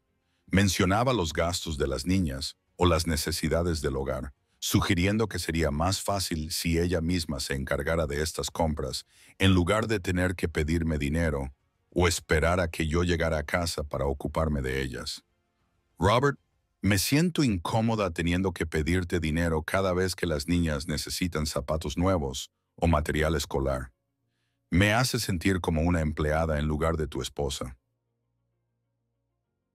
Al principio me resistí a esta idea, no porque no confiara en Lara con el dinero, sino porque Joanne y yo siempre habíamos mantenido cierta independencia financiera, incluso dentro de nuestro matrimonio. Teníamos cuentas conjuntas para los gastos del hogar y los ahorros, pero también teníamos nuestras cuentas individuales para los gastos personales. Sin embargo, Laura se mostró persistente y sus argumentos eran convincentes. Ella se encargaba de todas las tareas domésticas y del cuidado de las niñas mientras yo estaba fuera. Tenía sentido que ella tuviera fácil acceso a los fondos para las necesidades de las niñas. Después de meses de discusión, finalmente accedí a crear una cuenta conjunta a la que Laura pudiera acceder para los gastos del hogar y relacionados con la niña. Decidí sorprenderla con la creación de la cuenta en lugar de convertirlo en una gran negociación y también aceptar la opción de la gestación subrogada. Volvería a casa temprano del trabajo, la llevaría a cenar y le daría la información de la cuenta como gesto de confianza y agradecimiento por todo lo que estaba haciendo por nuestra familia. Y también diría que sí a tener un bebé. De hecho, estaba emocionado con esta sorpresa. Imaginaba la cara de Laura cuando se lo contara. Pensé que sería un gesto romántico que reforzaría nuestra relación y tal vez nos ayudaría a reconectar después de todo el tiempo que había pasado lejos de casa. Terminé mi trabajo en la obra un día antes y decidí hacer el viaje de 3 horas a casa esa noche, en lugar de esperar hasta el día siguiente, como había planeado. Tenía ganas de ver la reacción de Laura y tal vez pasar una noche tranquila juntos después de que las niñas se acostaran. Llovía mucho esa noche de abril mientras conducía por nuestro barrio hacia casa. Las calles familiares parecían diferentes bajo la tormenta, oscuras y resbaladizas por el agua que caía de las alcantarillas desbordadas. Al girar hacia nuestra calle, pensaba en lo sorprendida que estaría Laura al verme, imaginando su emoción por la noticia de la cuenta conjunta. Pero lo que vi al entrar en el camino de acceso a nuestra casa me heló la sangre y cambió todo lo que creía saber sobre la mujer con la que me había casado. Había un coche aparcado delante de nuestra casa, un coche que no reconocí. La casa estaba casi a oscuras, excepto por las luces que salían de la ventana de nuestro dormitorio. Y allí, acurrucadas en el porche delantero bajo la lluvia torrencial, estaban mis 3 hijas pequeñas. Estaban empapadas, con los pijamas pegados a sus pequeños cuerpos y el pelo pegado a la cabeza por el agua de lluvia. Jasmine, Jade y Joy se abrazaban unas a otras, temblando y llorando bajo la tormenta. En cuanto vieron los faros de mi coche, corrieron hacia él, chapoteando en los charcos con los pies descalzos, con el rostro iluminado por el alivio y la alegría desesperada. «Papá, papá, has vuelto. Sabíamos que volverías». Las cogí a las 3 en brazos, sintiendo sus cuerpos fríos y mojados temblando contra el mío. Se aferraban a mí como si se estuvieran ahogando y yo fuera su salvavidas. «¿Qué hacéis fuera?», les pregunté, con la voz temblorosa por el miedo y la rabia. «¿Por qué no estáis en casa? ¿Dónde está Laura?». Jasmine, de 6 años, me miró con unos ojos que parecían demasiado maduros para su joven rostro. «Papá, hay un hombre ahí dentro con mamá Lara. Nos dijo que saliéramos y no volviéramos hasta que él se fuera». Jade asintió con la cabeza, con el agua goteando de su barbilla. «Papá, dijo que si te contábamos lo del hombre, algo malo nos pasaría a ti y a nosotras». Joy, mi hija más callada, susurró. «Papá, esto ha pasado muchas veces antes cuando no estabas aquí». Sentí que el corazón me iba a estallar en el pecho. Miré a mis niñas, mis preciosas niñas a las que había jurado proteger, y me di cuenta de que les había fallado de la peor manera posible. Mientras yo trabajaba para asegurar su futuro, ellas habían estado viviendo en una situación que les estaba haciendo daño de formas que yo ni siquiera podía empezar a comprender. Las llevé al coche, encendí la calefacción y las envolví en las mantas de emergencia que guardaba en el maletero. «Quedaos aquí», les dije. «Cerrad las puertas con llave y no salgáis pase lo que pase. Papá se encargará de esto». Me acerqué a la puerta principal de la casa que había comprado para Joanne. La casa donde habíamos planeado criar a nuestros hijos juntos. La casa donde pensaba que mis hijas estaban seguras y eran queridas. Me temblaban las manos mientras metía la llave en la cerradura, no por el frío, sino por una rabia que nunca antes había sentido. Los sonidos que provenían de nuestro dormitorio confirmaron lo que ya sabía, pero no quería creer. Recorrí mi propia casa como un extraño, viéndola con nuevos ojos. Las fotos familiares en las paredes, los dibujos de las niñas en la nevera, la acogedora sala de estar donde habíamos pasado tantas tardes juntos. Ahora todo me parecía una mentira. Abrí la puerta del dormitorio sin llamar, y allí estaba Lara en la cama con un hombre al que nunca había visto antes. Estaban tan absortos el uno en el otro que al principio no se dieron cuenta de mi presencia. Me quedé allí de pie un momento, observando a la mujer a la que había confiado la vida de mis hijos, la mujer con la que me había casado porque pensaba que amaba a mi familia, traicionando todo lo que habíamos construido juntos. Cuando Lara finalmente me vio, la expresión de su rostro no era de vergüenza ni de remordimiento, era de molestia por haber sido interrumpida. «Robert, has llegado temprano. Pensaba que no volverías hasta mañana». El hombre que estaba en mi cama tuvo la decencia de parecer avergonzado. Cogió su ropa y murmuró disculpas mientras se dirigía al baño. Pero Laura se quedó allí sentada mirándome como si fuera yo quien hubiera hecho algo malo al volver a mi propia casa. «¿Cuánto tiempo?», pregunté con voz mortalmente tranquila. «¿Cuánto tiempo?». «¿Qué?», respondió Laura, pero había un tono desafiante en su voz que nunca antes había oído. «¿Cuánto tiempo llevas trayendo hombres a mi casa mientras mis hijas estaban aquí?». Laura se encogió de hombros como si no fuera gran cosa. «Robert, ya nunca estás aquí. ¿Qué esperabas? Yo también tengo necesidades». La indiferencia de su respuesta, la total falta de remordimiento o preocupación por lo que esto significaba para nuestra familia, me golpeó como un puñetazo. Mis hijas estaban fuera bajo la lluvia, Laura. Bajo la lluvia. Podrían haberse puesto enfermas. Podrían haberse hecho daño. Alguien podría haberse llevado. ¿Cómo has podido dejarlas fuera mientras hacías esto? «Están bien», dijo Laura con desdén. «Un poco de lluvia nunca ha hecho daño a nadie. Además, saben que no deben molestarme cuando tengo compañía». Compañía.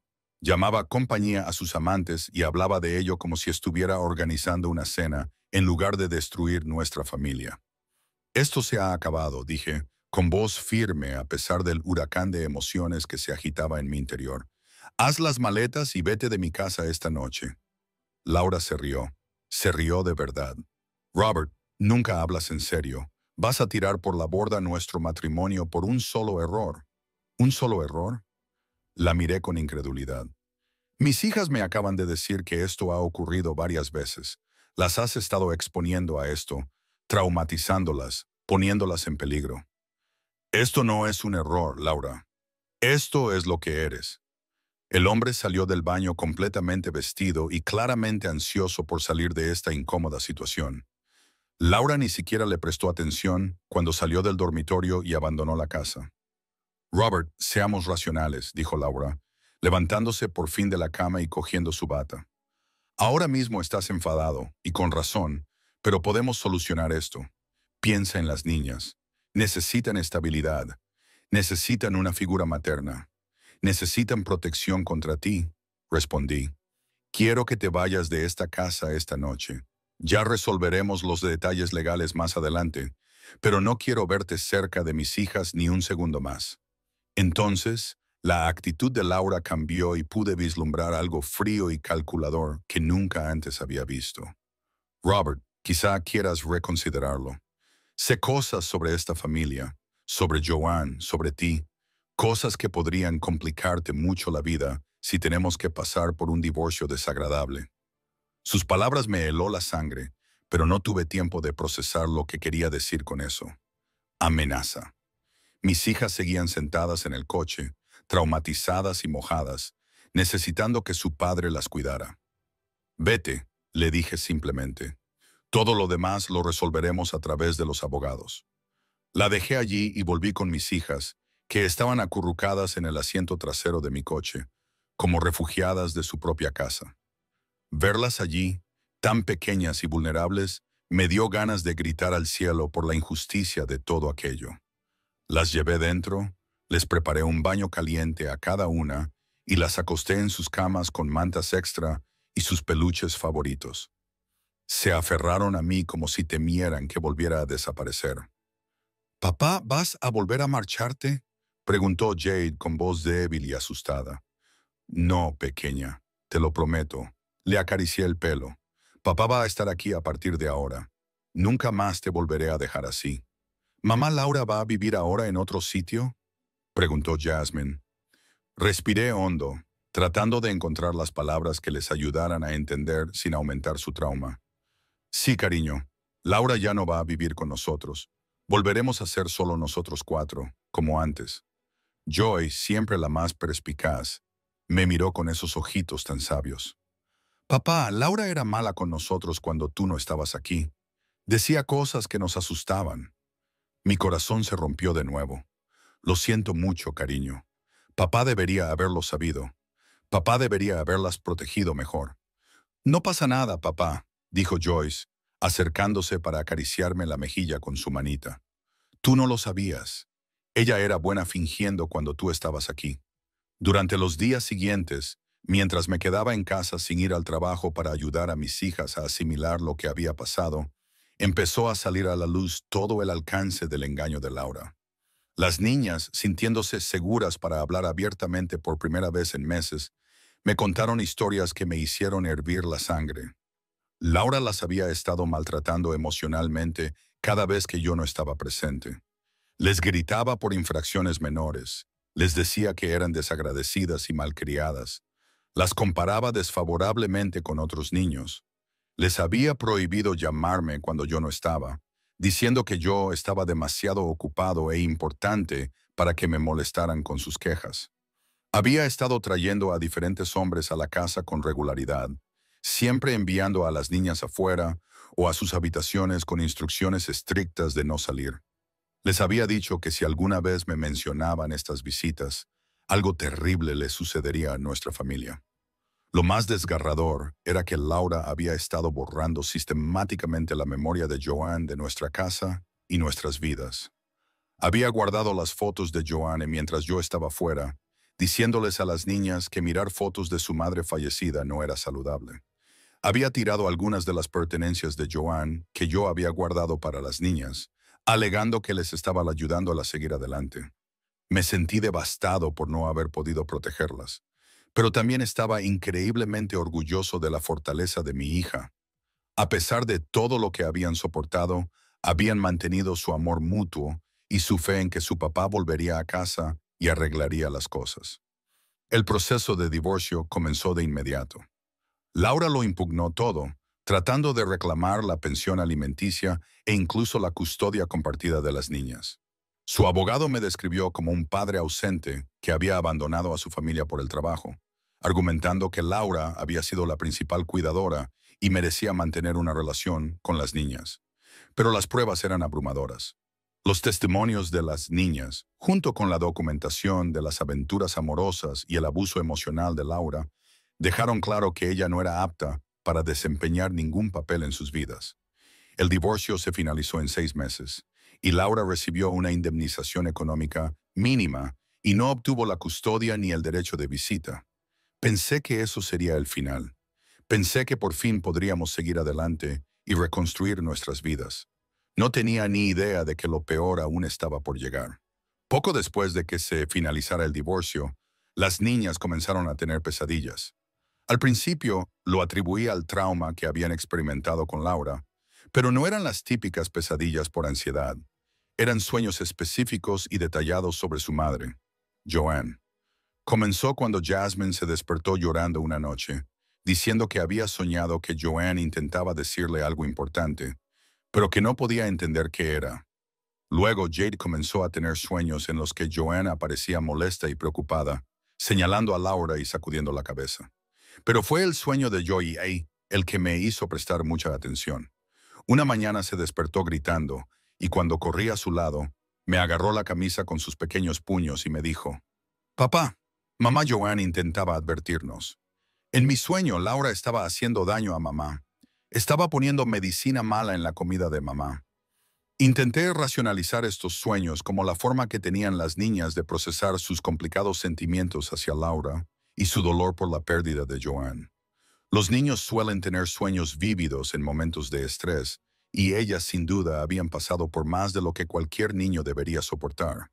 Pero los sueños continuaron y se volvieron más específicos e inquietantes. Jasmine soñó que veía a Laura golpeando el corazón de mamá. Jade soñó que Laura ponía veneno en la fruta de mamá. Joy tuvo el sueño más detallado de todos, en el que describía a Laura mezclando cosas malas en los frascos de medicamentos de Joanne.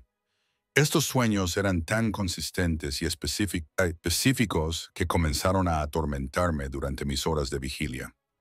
Me encontré recordando la enfermedad de Joanne, recordando cómo Laura se había involucrado tanto en su cuidado. Laura le llevaba frutas y verduras todos los días. Laura le organizaba la medicación. Laura le preparó muchas de sus comidas durante esos últimos meses. Me dije a mí misma que estaba siendo paranoica, que el dolor y el estrés me hacían imaginar conspiraciones donde no las había. Joanne había muerto de miocardiopatía posparto, una enfermedad real que sus médicos habían diagnosticado y tratado. El hecho de que el tratamiento no hubiera funcionado no significaba que hubiera ocurrido nada siniestro. Pero los sueños seguían apareciendo y estaban afectando al sueño y al bienestar emocional de las niñas. Decidí llevarlas a un psicólogo infantil para que las ayudara a procesar su trauma y, con suerte, poner fin a esas inquietantes pesadillas. La doctora Tanya James era una terapeuta amable y con experiencia, especializada en ayudar a los niños a recuperarse de traumas. Se reunió con cada una de las niñas por separado y luego habló conmigo sobre sus observaciones.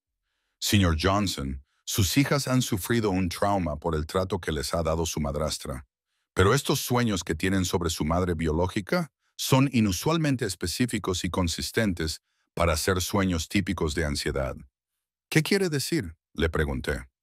Los niños que sufren traumas a veces tienen dificultades para distinguir entre la realidad y la fantasía, pero normalmente sus sueños son más simbólicos o caóticos. Los detalles que describen sus hijas, los métodos específicos de envenenamiento, la naturaleza deliberada de las acciones, son muy coherentes para niñas de su edad. La doctora James nos recomendó continuar con la terapia para ayudar a las niñas a procesar sus experiencias, pero también sugirió algo que me sorprendió. Señor Johnson, ¿ha pensado alguna vez que sus hijas podrían estar intentando decirle algo importante? Los niños suelen ser más perceptivos de lo que los adultos creen. Se fijan en cosas que los adultos pasan por alto, especialmente en sus propios hogares. Esa noche, me senté en mi dormitorio mirando la foto de Joanne y pensando realmente en su enfermedad por primera vez desde su muerte. Había estado tan centrado en el duelo y en criar a las niñas que nunca había cuestionado la progresión de su enfermedad ni la eficacia de su tratamiento. Pero ahora, con las palabras del doctor James resonando en mi mente y los sueños de mi hija repitiéndose una y otra vez, empecé a recordar cosas que en aquel momento me parecieron insignificantes, pero que cobraron un nuevo significado a la luz de lo que ahora sabía sobre el verdadero carácter de Laura. Recordé cómo la enfermedad de Joanne parecía haber empeorado después de que empezara a tomar las comidas especiales para el corazón de Laura. Recordé cómo Joanne se había quejado a veces de que sus medicamentos la hacían sentir peor en lugar de mejor, y cómo Laura siempre la había tranquilizado diciéndole que eso era normal. Recordé cómo Laura había sido quien llevó los medicamentos de Joanne al hospital cuando ésta ingresó para lo que sería su última estancia. Lo más inquietante de todo fue recordar la conversación que había escuchado entre Laura y el médico de Joanne durante una de las visitas de esta al hospital. El médico había mencionado que los análisis de sangre de Joanne mostraban algunos resultados inusuales, pero Laura había descartado rápidamente sus preocupaciones, diciendo que Joanne siempre había tenido reacciones inusuales a los medicamentos. En ese momento, agradecí los conocimientos y el apoyo de Laura. Ahora, me preguntaba si había estado ocultando pruebas de algo mucho más siniestro. Cuanto más lo pensaba, más convencida estaba de que los sueños de mi hija no eran solo respuestas traumáticas. Eran sus jóvenes mentes tratando de procesar y comunicar algo que habían presenciado, pero que no habían entendido en ese momento. Decidí hacer algo que me parecía necesario y aterrador a la vez. Me puse en contacto con la policía para solicitar que se investigara la muerte de Joanne. La detective Maria Jones era una investigadora experimentada que había llevado numerosos casos de muertes sospechosas. Cuando le expliqué la situación, los sueños recurrentes de mi hija, el comportamiento reciente y el engaño de Laura, las preguntas que ahora tenía sobre el trato que había recibido Joanne, se tomó mis preocupaciones muy en serio. Señor Johnson, la detective Jones dijo, entiendo que esto le resulte difícil de considerar, pero teniendo en cuenta lo que me ha contado sobre el carácter de su exmujer y las declaraciones de su hija, creo que vale la pena investigarlo. Podemos solicitar una exhumación y una autopsia para analizar sustancias que no se habrían detectado durante el examen original. La idea de perturbar el descanso final de Joanne era angustiante, pero la posibilidad de que hubiera sido asesinada y de que su asesino hubiera vivido en nuestra casa, cuidado de nuestras hijas y compartido mi cama era aún peor. La exhumación y la autopsia tuvieron lugar 3 semanas después. Durante ese tiempo, luché contra la duda y la culpa. ¿Estaba deshonrando la memoria de Joanne al seguir adelante con esta investigación? ¿Estaba traumatizando aún más a mis hijas al dar crédito a sus pesadillas? ¿Estaba permitiendo que mi ira hacia Laura me llevara a hacer acusaciones que no podía probar? Pero cuando el detective Jones me llamó con los resultados preliminares, supe que había tomado la decisión correcta. Señor Johnson, necesito que venga a la comisaría. Hemos encontrado algo. El informe toxicológico reveló trazas de digitalis en las muestras de tejido de Joanne, una sustancia que puede ser extremadamente peligrosa para las personas con enfermedades cardíacas. En pequeñas dosis, la digitalis se puede utilizar con fines médicos para tratar ciertos problemas cardíacos. Pero en dosis más altas o cuando se administra a alguien con la enfermedad específica de Joanne, puede provocar exactamente el tipo de insuficiencia cardíaca que la mató. Los niveles que encontramos sugieren un envenenamiento crónico durante un periodo de meses. Alguien le estaba dando digitalis a su esposa con regularidad, probablemente en su comida o bebida. Dada su afección cardíaca, habría aparecido una progresión natural de su enfermedad. Sentí como si el suelo se abriera bajo mis pies. Laura no solo había traicionado nuestro matrimonio y maltratado a mis hijos, había asesinado a mi esposa.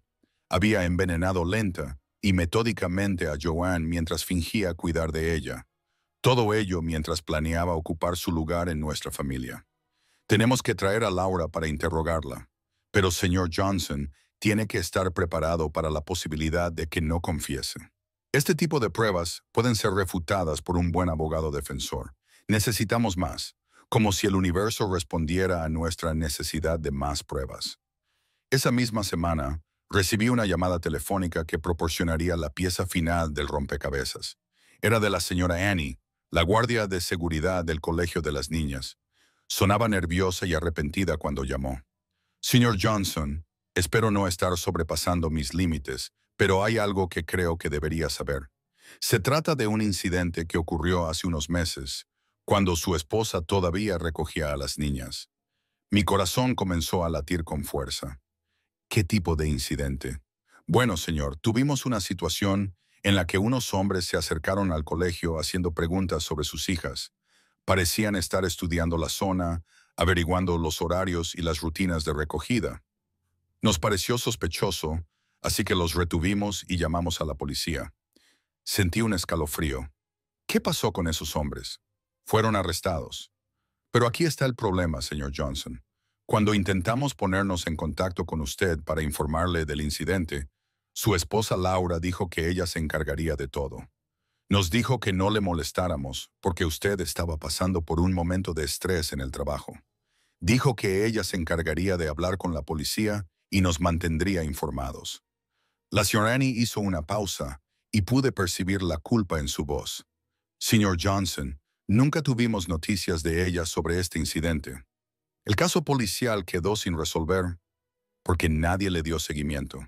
Supusimos que usted había decidido no presentar cargos, pero ahora que lo pienso, nunca hablamos directamente con usted.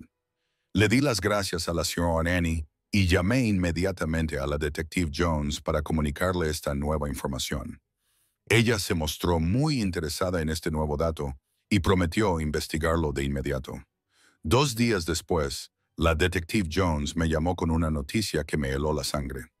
Los hombres que habían sido detenidos por vigilar la escuela de mi hija habían sido puestos en libertad debido a la falta de seguimiento por parte de la familia, pero la policía había conservado sus efectos personales, incluidos los teléfonos móviles que revelaban conversaciones por mensajes de texto con Laura. Señor Johnson, su ex mujer, contrató a estos hombres para secuestrar a sus hijas. El plan era secuestrarlas mientras ella tenía una coartada y luego hacer que pareciera un secuestro aleatorio. Según los mensajes de texto, el objetivo final no era el rescate. Era eliminar a las niñas de forma permanente. No podía respirar. ¿Quiere decir que ella quería eso? Sí, señor. Quería que mataran a sus hijas. La única razón por la que el plan no funcionó fue porque usted llegó a casa inesperadamente esa noche y la pilló con otro hombre. El secuestro debía producirse ese día. Por fin quedó claro todo el alcance de la maldad de Laura. Había asesinado a Joanne para despejar el camino y casarse conmigo. Había planeado matar a mis hijas para eliminar cualquier obstáculo que le impidiera heredar toda la fortuna que yo había acumulado. Me había manipulado, había maltratado a mis hijas y casi había conseguido destruir a todos mis seres queridos. La policía arrestó a Laura pocas horas después de descubrir estas pruebas. Cuando se le presentaron los resultados toxicológicos y los mensajes de texto, al principio intentó negarlo todo. Pero finalmente, ante la abrumadora evidencia, se derrumbó y lo confesó todo. La historia que contó era aún más escalofriante de lo que había imaginado. Laura había estado enamorada de mí desde antes de que conociera a Joanne, pero yo nunca la había visto como algo más que una amiga. Cuando Joanne y yo nos juntamos, Laura se consumió de celos y rabia. Joanne lo tenía todo, dijo Laura durante su confesión, con voz monótona y sin emoción. Era más guapa que yo, más encantadora que yo. Consiguió al hombre que yo amaba, la vida que yo quería, a pesar de que yo era mejor persona. No era justo. Laura había pasado años tramando su venganza. Se había hecho amiga de Joanne no por afecto genuino, sino para acercarse a nuestra familia y esperar su oportunidad. Cuando Joanne se quedó embarazada, Laura vio su oportunidad. Sabía que el embarazo supondría un esfuerzo para su corazón. Solo tenía que asegurarme de que ese esfuerzo fuera fatal. Un poco de digital en su fruit, en sus vitaminas, en sus comidas especiales, lo justo para debilitar su corazón hasta que no pudiera más. Durante toda la enfermedad de Joanne, Laura había sido la amiga perfecta que la apoyaba, mientras la mataba lentamente. Había manipulado los medicamentos de Joanne, sustituido los suplementos saludables para el corazón por sustancias que empeoraban su estado e incluso había influido en la atención médica de Joanne, proporcionando información falsa a sus médicos. La noche antes de morir, Joanne me dijo que sospechaba que algo iba mal. Me dijo que sentía que alguien intentaba hacerle daño, pero que no sabía quién ni cómo. Le dije que solo estaba asustada por su problema cardíaco, que era normal sentirse paranoica cuando se está enferma. Pero las sospechas de Joanne habían puesto nerviosa a Laura, por lo que había acelerado su plan. La última dosis de digitalis que Laura le administró a Joanne fue mucho mayor que las anteriores, asegurándose de que Joanne no sobreviviera lo suficiente como para expresarme sus sospechas a mí o a sus médicos. Joanne nunca me dijo que pensaba que debía casarme con él, continuó Laura, contradiciendo lo que me había dicho años antes. Eso era mentira. Joanne murió sin saber que su mejor amiga era su asesina. Murió confiando en que yo cuidaría de su familia. Tras la muerte de Joanne, Laura se había posicionado cuidadosamente como la amiga afligida que no podía soportar abandonar a nuestra familia. Había manipulado mi dolor y la necesidad de mi hija de tener una figura materna para introducirse en nuestras vidas. Fui paciente, dijo Laura con un orgullo inquietante. Sabía que Robert acabaría necesitando a alguien y estaba decidida a ser esa persona. Me lo había ganado. Pero el plan de Laura siempre había incluido eliminar a mis hijas.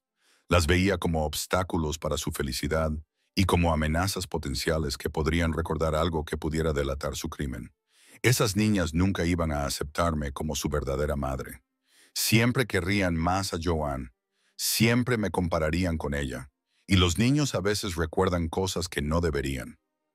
Era más seguro que no estuvieran cerca. Y como yo no puedo tener hijos por mi cuenta, le sugerí la gestación subrogada para tener un hijo para él y así ganármelo todo. El secuestro y el asesinato fueron su solución. Con las niñas fuera del camino, Laura me habría consolado por otra pérdida devastadora y habríamos tenido nuestros propios hijos. Hijos que nunca cuestionaran su lugar en nuestra familia.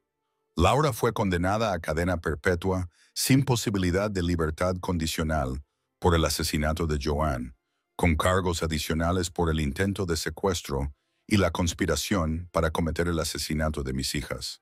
El juicio fue emocionalmente devastador, pero también me proporcionó una sensación de cierre que no sabía que necesitaba.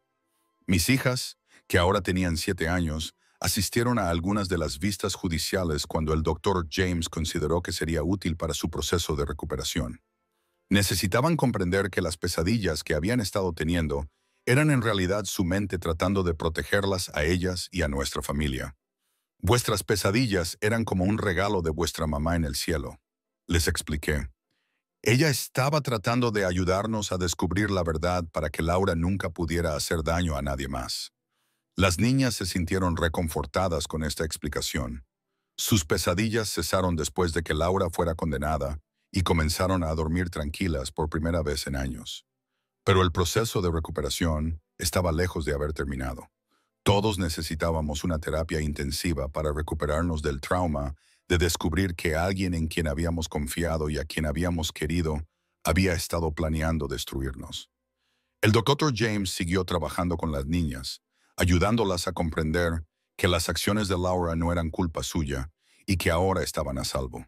Yo tenía que reconstruir la confianza de mis hijas en mí como su protectora. Habían aprendido a una edad demasiado temprana que no siempre se podía confiar en los adultos de su vida para mantenerlas a salvo. Tenía que demostrarles con mis acciones y mi coherencia que nunca más volvería a pasar por alto cuando estuvieran en peligro. También tuve que volver a llorar la muerte de Joanne. Saber que había sido asesinada y no que había muerto por causas naturales me devolvió todo el dolor de perderla, pero con la angustia añadida de saber que había sufrido a manos de alguien en quien confiaba. Tuve que superar mi culpa por no haberla protegido, aunque, lógicamente, sabía que no podía haber sospechado de la verdadera naturaleza de Laura. Lo más importante era ayudar a mis hijas a procesar sus complejos sentimientos hacia Laura. En su momento la habían querido de verdad, y descubrir que su afecto era falso fue devastador para ellas.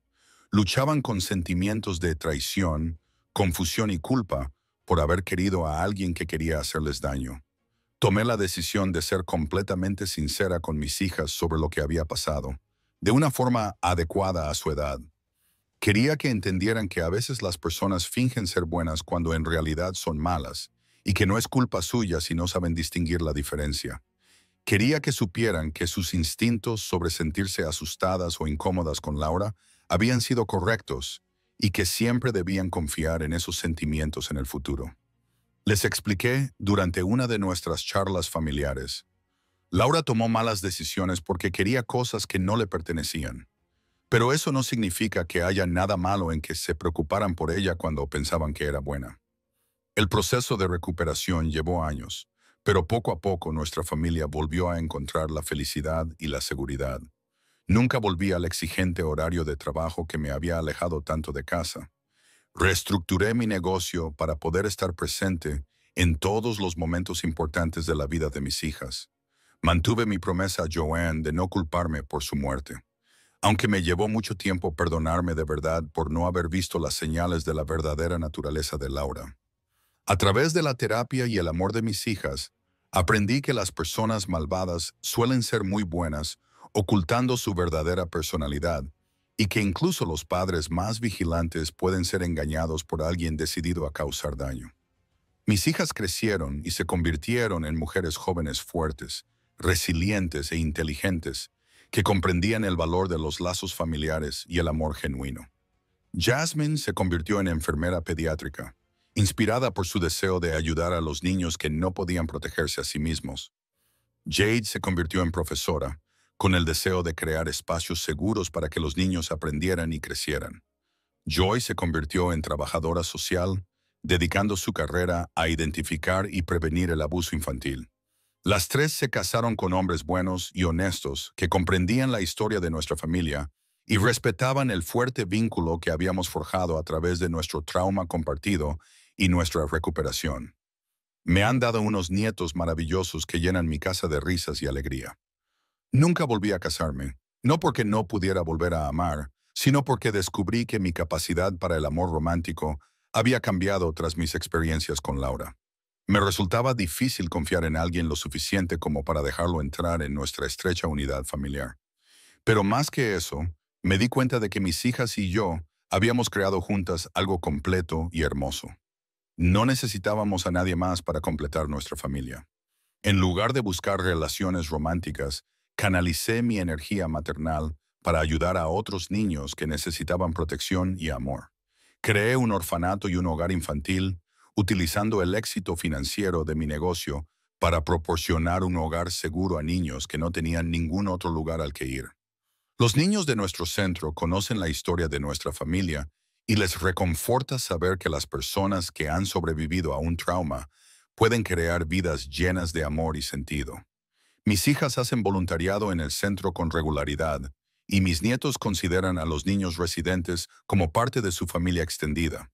Trabajar con estos niños vulnerables le ha dado a mi vida un significado y un propósito más allá de lo que jamás hubiera imaginado. Cada niño al que ayudamos a encontrar un hogar lleno de amor, cada adolescente al que apoyamos hasta que se gradúa de la escuela secundaria, cada joven adulto que rompe el ciclo de abuso y negligencia, todos ellos representan la victoria del amor sobre el mal que Laura intentó prevenir. Mientras estoy aquí sentada hoy con mis hijas, sus maridos, mis nietos y los muchos niños cuyas vidas hemos tocado a través de nuestro trabajo, puedo decir con toda sinceridad que nuestra familia es más fuerte y más amorosa de lo que habría sido si Laura nunca hubiera entrado en nuestras vidas. Puede parecer extraño decirlo, teniendo en cuenta todo lo que nos hizo pasar, pero nuestras experiencias nos enseñaron a valorarnos unos a otros de una manera que las familias que no han enfrentado tales desafíos podrían dar por sentada. Aprendimos que el amor requiere vigilancia, que la confianza hay que ganársela y mantenerla, y que proteger a las personas que nos importan es la responsabilidad más importante que tenemos. Mis hijas aprendieron lecciones sobre la fuerza, la resiliencia y la intuición que les han servido de mucho en su vida adulta. Saben cómo reconocer las señales de alarma en las relaciones, cómo confiar en sus instintos cuando algo les parece mal y cómo apoyarse mutuamente en los momentos difíciles. Joanne estaría orgullosa de las mujeres en las que se han convertido nuestras hijas y de la familia que hemos construido en su memoria. Todas las noches hablo con su foto, le cuento cómo ha ido nuestro día y le doy las gracias por el regalo que son nuestras hijas. Creo que ella sabe que sus bebés están a salvo, son queridas y están rodeadas de personas que harían cualquier cosa por protegerlas. La moraleja de nuestra historia no es que no se pueda confiar en nadie o que el amor sea peligroso. La moraleja es que el amor verdadero, el que compartíamos Joanne y yo, el que tengo con mis hijas, el que hemos construido con nuestra familia ampliada de niños rescatados, es lo suficientemente poderoso como para sobrevivir incluso a los intentos más malvados de destruirlo. En este mundo, existen personas malvadas como Laura, y a menudo son muy buenas disfrazándose de las personas que más necesitamos. Pero también existen personas buenas, y cuando las personas buenas se unen para protegerse y cuidarse unas a otras, el mal no puede ganar. Si estás escuchando esta historia como padre, quiero que comprendas que tu trabajo más importante no es asegurar el futuro financiero de tus hijos o asegurarte de que tengan éxito en la escuela o en los deportes. Tu trabajo más importante es conocer tan bien a tus hijos que puedas darte cuenta cuando algo anda mal, incluso cuando ellos no pueden encontrar las palabras para decírtelo. Confíe en su instinto. Si algo le parece mal en su familia, investigue. No tenga miedo de hacer preguntas difíciles o de tener conversaciones incómodas. No dé por sentado que la buena reputación o el comportamiento servicial de alguien significa que se le puede confiar lo más preciado que tiene. Y si está escuchando como alguien que ha sobrevivido a un trauma o una traición, quiero que sepa que la curación es posible. Las personas que intentan destruirnos no pueden escribir el final de nuestras historias. Nosotros decidimos cómo terminan nuestras historias, y podemos elegir terminarlas con amor, fuerza y propósito. Mis hijas y yo elegimos dejar que nuestro dolor se convirtiera en nuestro propósito. Elegimos transformar nuestro trauma en una herramienta para ayudar a otros. Elegimos dejar que el amor que nos tenemos unas a otras sea más fuerte que el mal que intentó separarnos. Hoy en día, nuestra casa sigue llena de niños. No solo mis nietos, sino también los muchos niños de nuestro hogar infantil que vienen a celebrar cumpleaños, fiestas y tardes tranquilas en las que solo necesitan formar parte de una familia cariñosa. Las risas que llenan nuestra casa cada día son el legado de Joanne, la prueba de que el amor realmente puede triunfar sobre el mal. Laura sigue en prisión, donde permanecerá el resto de su vida. Ya no la odio. El odio requiere demasiada energía que prefiero dedicar al amor. Pero nunca olvidaré las lecciones que su maldad nos enseñó sobre la importancia de proteger a los inocentes y apreciar a las personas que realmente nos aman. Si Joanne pudiera vernos ahora, sé que se sorprendería de la hermosa, compleja y amorosa familia que ha crecido a partir de las semillas que ella plantó. Estaría orgullosa de la fortaleza de nuestra hija, encantada con la risa de sus nietos y conmovida por la forma en que hemos convertido nuestro dolor en un propósito. Y creo que entendería por qué nunca volví a casarme. No porque tuviera miedo de volver a amar, sino porque el amor que ella me dio era tan completo, tan perfecto, que sigue sosteniendo a nuestra familia incluso ahora, años después de su muerte. Algunos amores están destinados a durar toda la vida, y el nuestro era uno de ellos. Por favor, contadme en los comentarios qué habríais hecho vosotros en mi lugar. ¿Habríais salido con la mejor amiga de vuestra difunta pareja? ¿O fui demasiado ciega o débil para caer fácilmente en su trampa? Y también, ¿os ha traicionado alguna vez alguien en quien confiabais mucho? Estaré en los comentarios leyendo vuestras respuestas. Nuestra historia comenzó con una tragedia, estuvo marcada por la traición y el mal, pero termina con un triunfo. Termina con una familia unida por un amor tan fuerte que nada, ni siquiera un asesinato, ni siquiera la amenaza de perder todo lo que nos era querido, pudo romperla. Ese es el poder del amor verdadero. Esa es la victoria del bien sobre el mal. Y ese es el legado que Joanne nos dejó a todos. El saber que cuando elegimos el amor por encima del miedo, la protección por encima del beneficio y la familia por encima de todo lo demás, creamos algo que nunca podrá ser destruido. Mis hijas son la prueba viviente de que los niños pueden sobrevivir a traumas inimaginables y crecer para convertirse en adultos cariñosos, exitosos y felices. Los niños que están a nuestro cuidado son la prueba viviente de que todos los niños merecen amor y protección, independientemente de sus circunstancias. Nuestra familia es la prueba viviente de que el mal no tiene la última palabra en ninguna historia en la que las personas buenas se niegan a rendirse. Así que, a todos los que nos escuchan y luchan contra el mal, la traición o la pérdida, quiero que recuerden nuestra historia. Quiero que sepan que es posible sobrevivir. La curación es real y el amor verdadero, protector y sacrificado, es la fuerza más poderosa del universo. Esa es nuestra historia. Esa es nuestra verdad y ese es el legado que estamos construyendo. Un niño rescatado, un momento familiar lleno de amor, un acto de protección y cuidado a la vez. El amor de Joanne sigue vivo en cada vida que tocamos, cada niño que salvamos, cada momento de alegría que compartimos. El mal de Laura intentó escribir nuestro final, pero el amor tuvo la última palabra. Y en nuestra familia, el amor siempre gana. Muchas gracias por escucharnos hasta el final. Antes de irse, no olviden suscribirse a este canal y dar me gusta a este video. Publicamos videos todos los días en este canal, así que sería bueno que también echaran un vistazo a otros videos aquí. No olviden comentar sus pensamientos y opiniones sobre esta historia. Nos vemos en la próxima historia. Adiós.